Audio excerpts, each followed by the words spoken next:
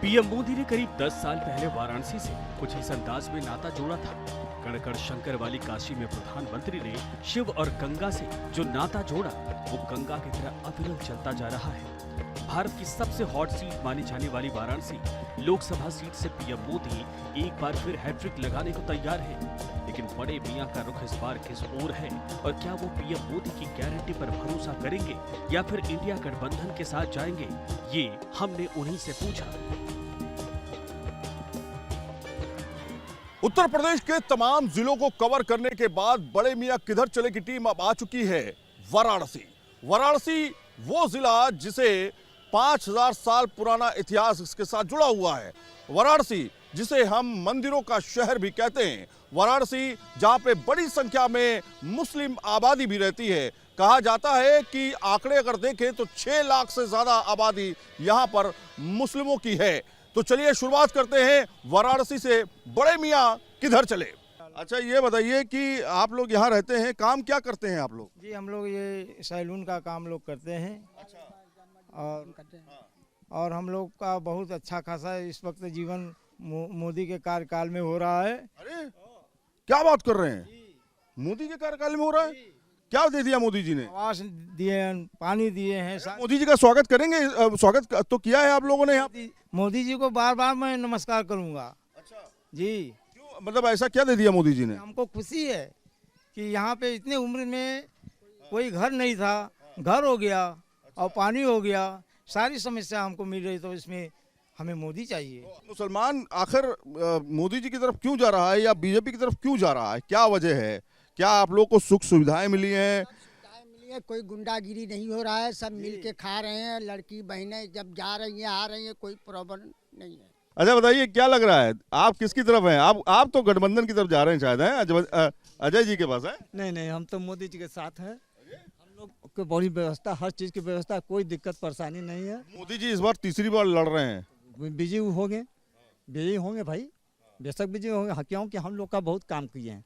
क्या क्या मिल गया आपको? अरे हम लोग को खपड़ा का मकान था, हम लोग को पक्का हो गया। अच्छा हम लोग खेत में जाकर जा रहे थे, हम लोग को सीवर लाइन, सब पानी, सब व्यवस्था मिल गई। इससे बढ़िया हम लोग क्या लेंगे? ये गांव खुशहाल हो गया क्या? बिल्कुल खुशहाल हो गया। महिलाएं क्या सोच रही, मुस्लिम महिलाएं क्या सोच रही हैं? इस बार चुनाव में वोट डालने तो जाएंगी ना? हाँ। तो क्या सोच रही हैं? क्या मोदी जी को जिताना है हम लोग। मोदी जी को जिताना है सब कह रहे हैं, क्या ऐसा तो नहीं सब पार्टी ज्वाइन कर ली है? नहीं भैया, ऐसा क्यों कहेंगे? जब हम लोगों को सारी सुविधा मिल रही तो ऐसा क्यों कहेंगे हम लोगों? हम लोगों का एकदम अच्छे से हम लोग रह रहे हैं, एकदम बढ़िया से। हम लोगों का राशन कार्ड है, पानी है, सारी चीज है, तो हम लोग क्यों ऐसा कहेंगे? विकास के नाम पर वोट होगा या राजनीति या फिर धर्म या फिर जाति या फिर सीए, एनआरसी, यूसीसी या फिर मंदिर मस्जिद? नहीं, विकास के नाम पर। क्या विकास होना है? हमारे गांव में जो सीवर जैसे इस समय है, पानी बहाने के लिए वो बहे, और उसके बाद सफाई, लाइट, बत्ती सब है। अब इसी समय हुआ ही नहीं कि नहीं, पहले से ना मोदी जी के समय। अब मोदी जी के समय एक चीज यह है कि गुंडागर्दी नहीं है। वाराणसी लोकसभा सीट पर पीएम मोदी को चुनौती देने के लिए कांग्रेस ने फिर से अजय राय को मैदान में उतारा है। तो वहीं अखिल भारतीय हिंदू महासभा की ओर से किन्नर समाज की वाराणसी महामंडलेश्वर हेमांगी सखी को मैदान में उतारा गया है।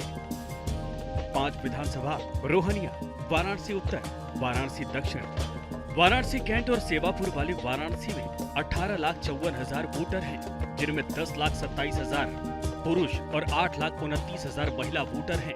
यहाँ ब्राह्मण, भूमिहार, वैश्य, कुर्मी वोटर बड़ी संख्या में हैं। इसके अलावा मुस्लिम मतदाताओं की भी संख्या अच्छी खासी है, जो मुकाबले को दिलचस्प बनाने को काफी है।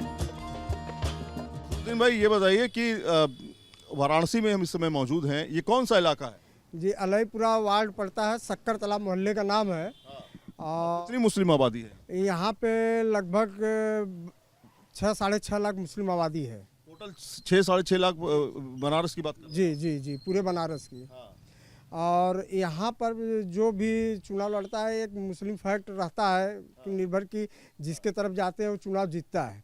लेकिन इस बार जो चुनाव हो रहा है, हमारे प्रधानमंत्री माननीय नरेंद्र मोदी जी चुनाव लड़ रहे हैं हमारे यहाँ से, तो हम लोग यहाँ पे तीसरी बार भी चुनेंगे? जी इसलिए चुनेंगे कि यहाँ पे जो काशी में विकास हुआ है कोई और सांसद नहीं किया था। तो काशी से हम लोग सांसद नहीं, प्रधानमंत्री चुन रहे हैं।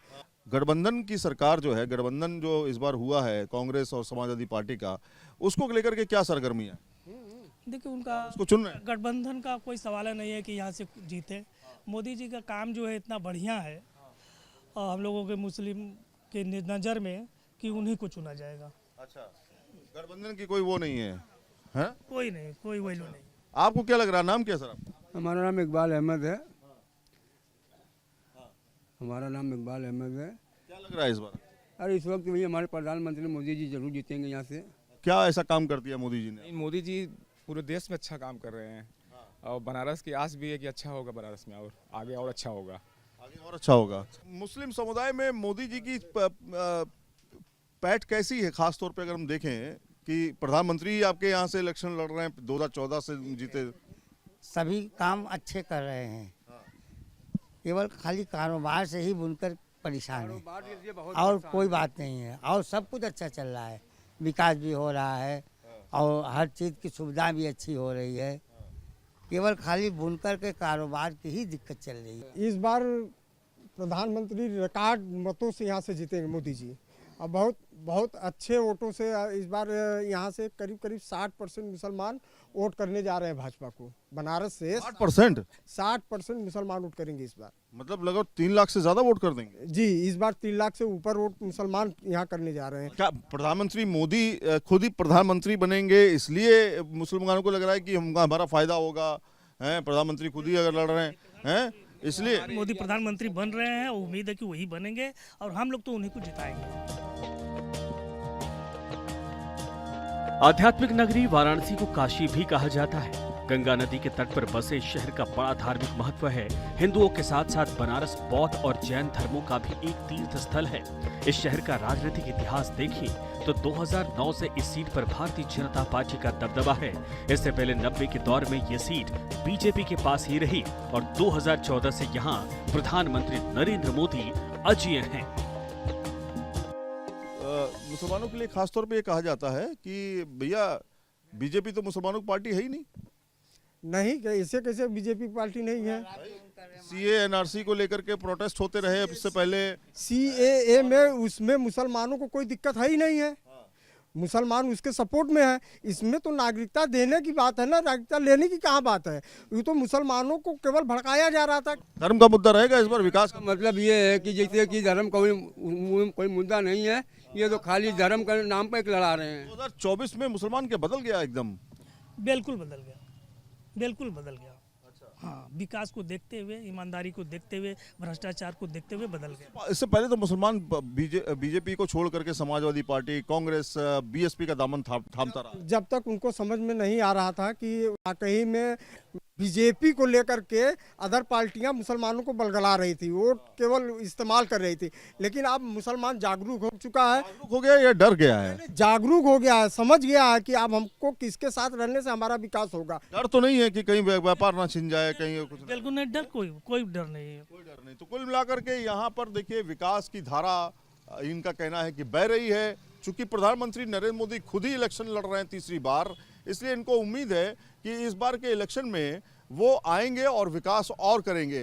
इससे पहले की सरकारों ने विकास किया या नहीं किया, ये तो इनका मत है कि इससे पहले की सरकारों में विकास नहीं हुआ इस क्षेत्र में, क्योंकि लंबे समय तक यहाँ पे चूंकि बीजेपी रही है, 2009 से लगातार वो जीतती आई है। और अगर देखें, अगर 1952 के बाद के समीकरण देखें तो खासतौर पे 7 बार बीजेपी ने यहाँ पे बाजी मारी है और 7 बार कांग्रेस भी रही है। ऐसे में आने वाले समय में यानी 2024 में क्या राजनीतिक समीकरण होंगे, क्या हैट्रिक मारने जा रहे हैं प्रधानमंत्री नरेंद्र मोदी या फिर विजय राय को जनता चुनेगी, ये देखना दिलचस्प होगा। वीडियो जर्नलिस्ट संदीप सिंह के साथ सैयद आमिर हुसैन, न्यूज़ नेशन, वाराणसी।